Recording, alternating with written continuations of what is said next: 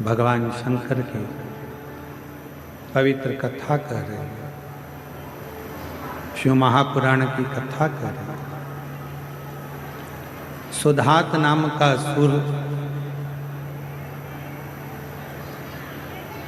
माँ जगत जननी पार्वती जी के तप करने के बाद वहां की मिट्टी को अपने तन पर धारण करता है।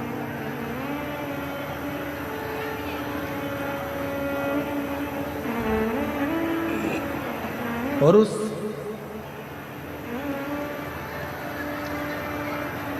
मिट्टी का बल कितना है जरा विचार करिएगा कि उस मिट्टी से असुर के विचार भी शुद्ध हो जाते,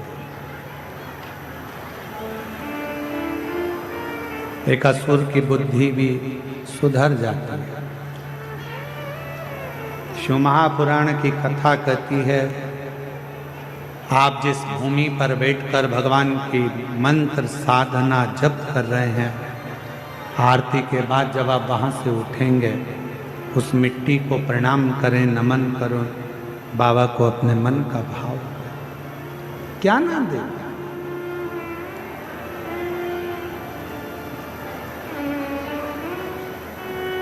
सुधात असुर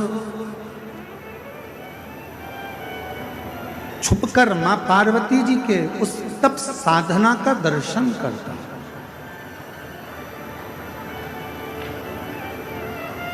शिव की अविरल भक्ति का दर्शन करता है।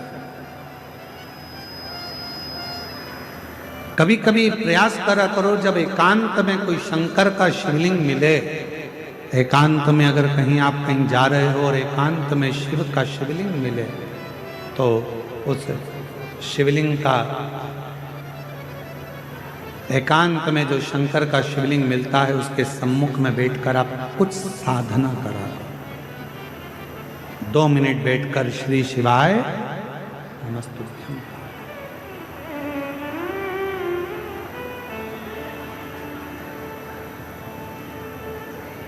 कभी मिल जाए एकांतेश्वर महादेव, जैसे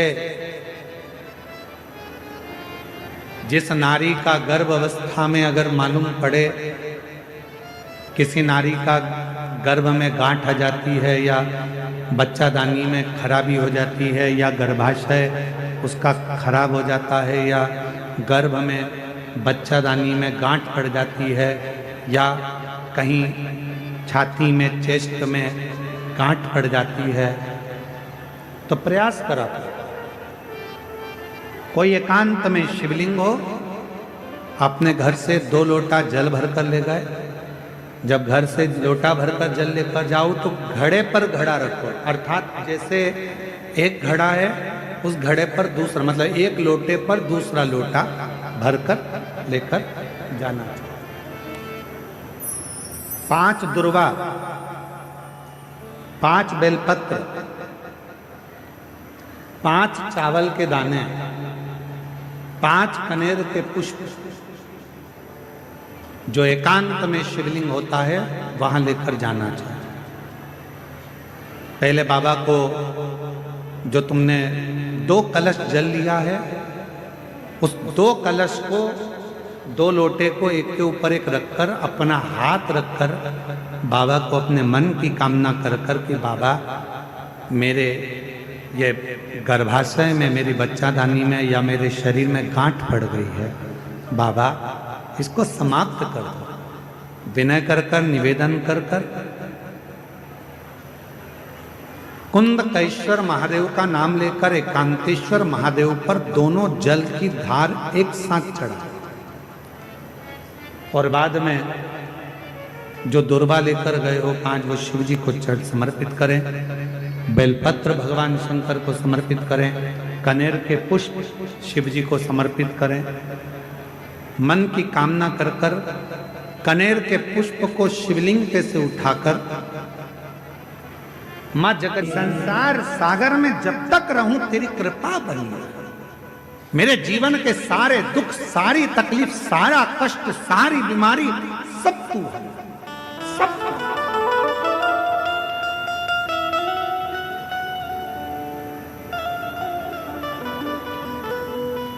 एक व्यक्ति ने कल एक प्रश्न कर दिया, आंखें नहीं थी, दिखता नहीं था। वो मुझसे कह रहा था, बब्बा कहाँ से आ रहे हो? मैंने कहा शंकर जी के मंदिर से दर्शन कर कर आ रहा हूं। वो बहुत तेज हंसा, हंसकर उसने कहा, दद्दा तुम्हें दिखता तो है नहीं, फिर शंकर जी के मंदिर में क्यों गए? दद्दा कहते हैं कि मैंने उस व्यक्ति से कहा कि मुझे नहीं दिखता तो क्या हुआ, मेरे महादेव को 3-3 आंखों से दिखता, तो मेरे बाबा को तो दिखता। दद्दा तुम्हारी आंखें नहीं है? नहीं। दद्दा तुम्हारी आंखों का इलाज करवाया? हाँ, सारे डॉक्टरों को दिखाया पर आराम नहीं लगा, सबने कह दिया तुम्हारी आंखें कभी नहीं आएगी। इतने में उस व्यक्ति ने कहा, दद्दा मैं बहुत बड़ा वेद हूं, तुम कहो तो तुम्हारी आंखों का इलाज कर सकता हूं, पर उसमें इलाज करने में लगभग 5 दिन लगेंगे। मैं तुम्हारी आंखों पर आज थोड़ा सा मल्लम लगाकर पट्टी बांध देता हूं और 5वें दिन मैं तुम्हारी आंख को खोलकर उसका ऑपरेशन करवा दूंगा, अगर तुम चाहो तो। दद्दा कहने लगे, अच्छी बात है, लगा दो मल्लम। मल्लम लगाया, पट्टी बांधी। नारायण बेटा, उस व्यक्ति ने पट्टी बांधकर चले गया। अब वो 5 दिन बाद आएगा, पट्टी खोलेगा, ऑपरेशन करवाएगा, जब तक बंधी रखना है। नारायण ने हाथ पकड़ा, दद्दा को ले गए अपने घर। 5 दिन निकल गए, पट्टी बांधने वाला नहीं आया। 6 दिन निकल गए, पट्टी बांधने वाला नहीं आया। 9 दिन निकल गए, पट्टी बांधने वाला नहीं आया। 10वें दिन तो दद्दा को गुस्सा आ गया, ना जाने कौन मुझे पगला बना गया, आंख में बांध गया पट्टी। पहले से तो नहीं थी आंख, ऊपर से बांधी पट्टी। अब इसको कब तक बांधे फिरूं? आज तो पट्टी खोल कर रहूंगा। और दद्दा ने दोनों हाथों से शंकर के मंदिर में बैठकर जो पट्टी खोली तो दद्दा की आंखों से शिवलिंग का दिखना प्रारंभ हो गया।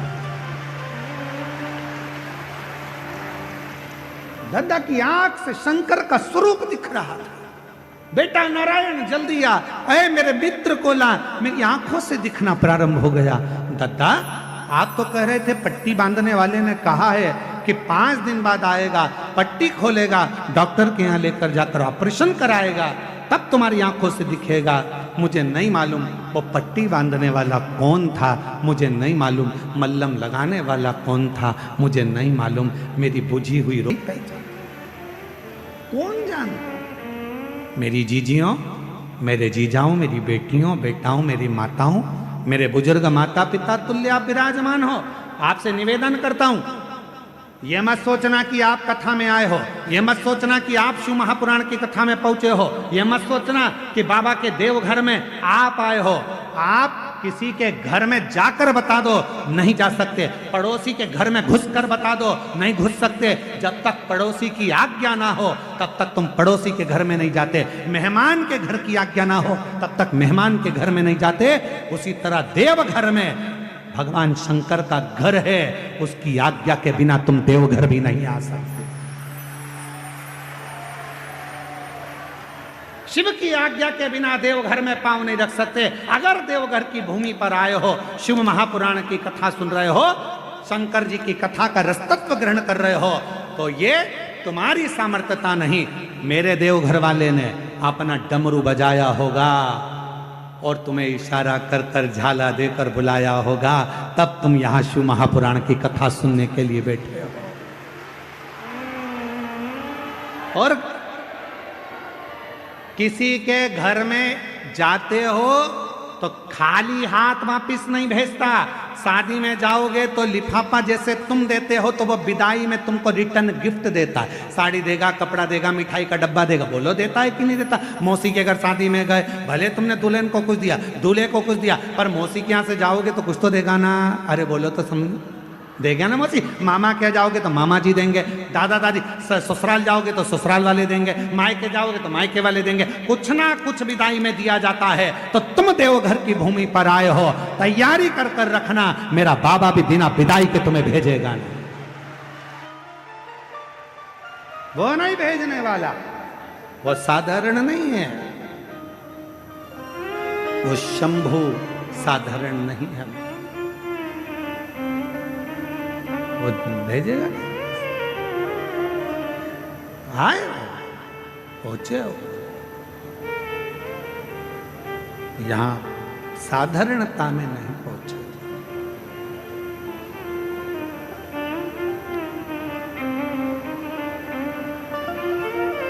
वो जब देता है, देवता देते हैं पल्ला झाड़ कर और महादेव देते हैं। जगदम्बा अम्बा का जो स्थान है, ये शिवलिंग शंकर जी का स्थान है।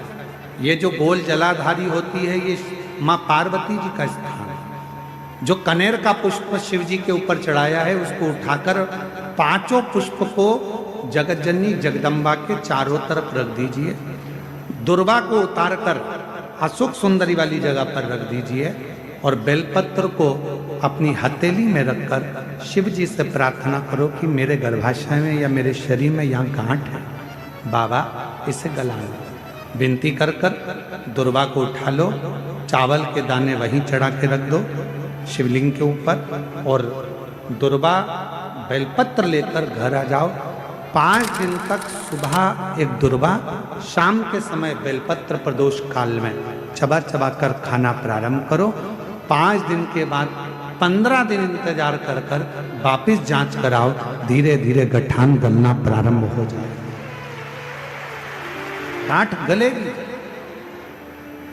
डॉक्टर का इलाज साथ में चलने दो, जांचें चलने दो, जो इलाज चल रहा है उसको चलने दो। पर अगर कहीं किसी नारी को गर्भाशय में, बच्चादानी में अगर कोई खराबी हो जाती है या गर्भाशय में हो जाती है या कहीं गांठ पड़ जाती है, तो वो शिव की आराधना करे, साधना। शिव शिव एक पत्र है, अच्छा है, देखिए।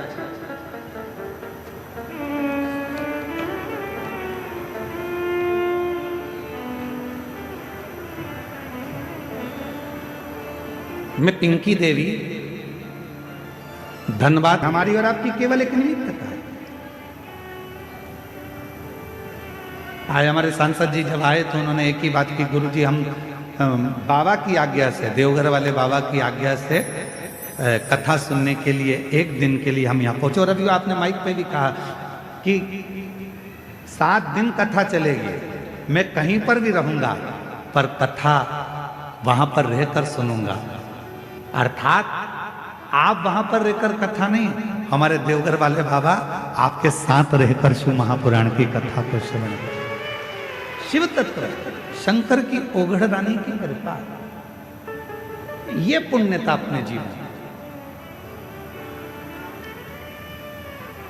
और मेरी झारखंड की दीदियों, मेरे बिहार की जीजियों, मेरे आसपास के सभी जीजा जीजियों, मेरी बेटियों, मेरी माताओं, मेरे बुजुर्ग माता पिता, याद रखना शंकर भगवान को जरूर आपने 2-2 लोटा जल चढ़ाया होगा, इसलिए शिव महापुराण की कथा यहाँ पहुँच गई है। ये पुण्य ही आपका। और यजमान परिवारों, तुम्हारे 4 लोटा जल दोनों हाथों से चढ़ाया है, इसलिए बाबा ने यह कृपा कर। और मैंने तेरे ही भरोसे बाबा, तेरे ही भरोसे हवा विच उड़ती जावागी बाबा, डोर तो छड़ीना में कटली जावागी। भोले मैं तेरी पतंग, शंभो मैं तेरी पतंग, हवा बिच उड़ती जावागी बाबा, डोर तो चढ़ीना में कटी जावागी। इस कथा के सुंदर आनंद में अपने मन को, चित्त को हृदय से लगाने का प्रयास करें।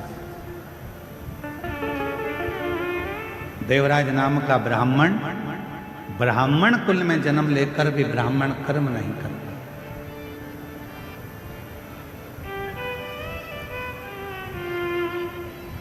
मानव का देह मिल जाए और मानव का देह प्राप्त कर भी यदि हम अच्छा कर्म ना कर पाए तो हमारा जीवन बेकार।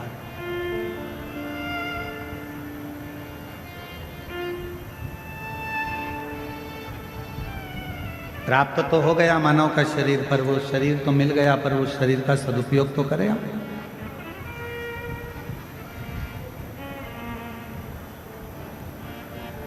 कोई 5 दिन के लिए, कोई 7 दिन के लिए, कोई 3 दिन के लिए, कोई 2 दिन के लिए, कोई 4 दिन करो और उससे विनय भी करो। सेवा करने का मौका मिल जाए तो सेवा भी करो।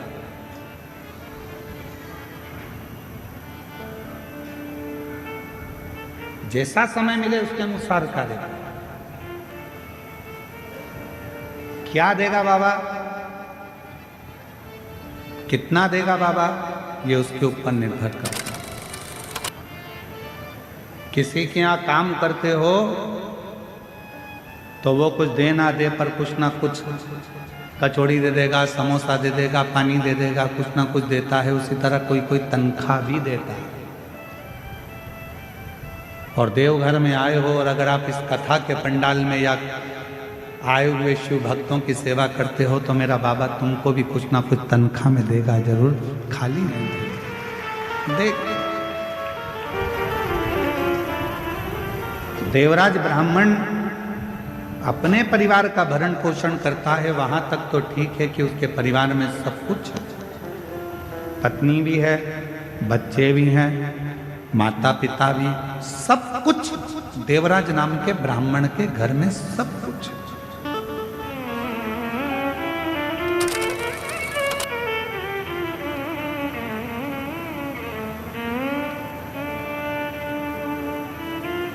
पर कोई संगति, एक संगत, अच्छे की संगत मिल गई तो जिंदगी बना देती है, और बेकार की संगत मिल गई तो जिंदगी बिगाड़ देती है। एक हमारे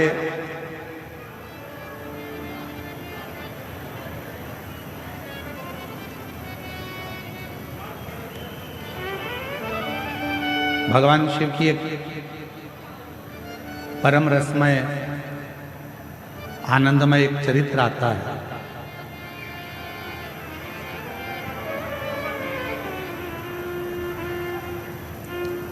जम्मू कश्मीर में, जम्मू से लगभग 130 किलोमीटर की दूरी पर एक महादेव का मंदिर है जिसका नाम है सुध महादेव। कौन सा महादेव है? जम के बोलो, सुध महादेव। आवाज नहीं आई, फिर से बोलो, सुध महादेव। जम्मू से लगभग 130 किलोमीटर की दूरी पर विराजमान है सुध महादेव, जम्मू कश्मीर। ये संगत के महादेव, जरा ध्यान दीजिएगा। इस कथा को हम क्यों सुना रहे हैं? क्योंकि संगति का असर क्या होता है।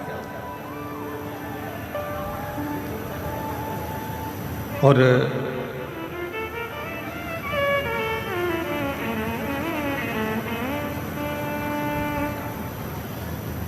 जिस जगह पर यह सुध महादेव विराजमान है, इसी भूमि पर मां पार्वती जी भगवान शंकर को पति बनाने के लिए बाल्यावस्था में तप करते थे। अम्मा जगत जननी अम्बा जगदम्बा की तपस्या वहां चलती रहती है।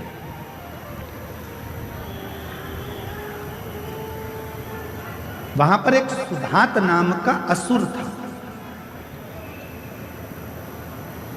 और वो सुधात नाम का जो असुर था, जब मां जगत जननी तप करती थी तो सुधात उस स्थान पर आता था और मां जगत जननी के तप का दर्शन करता था। वो शिव को नहीं जानता, वो भगवान शंकर का स्मरण नहीं करता, वो ना शिव को जानता था, ना शंकर का भजन करता था, ना शंकर का स्मरण करता था, ना शंकर का मंत्र जाप करता था, ना शंकर जी का गुणगान करता था। वो सुधात असुर केवल जहां पर पार्वती जी बैठकर तप करती थी उस भूमि पर आकर पार्वती जी को देखता।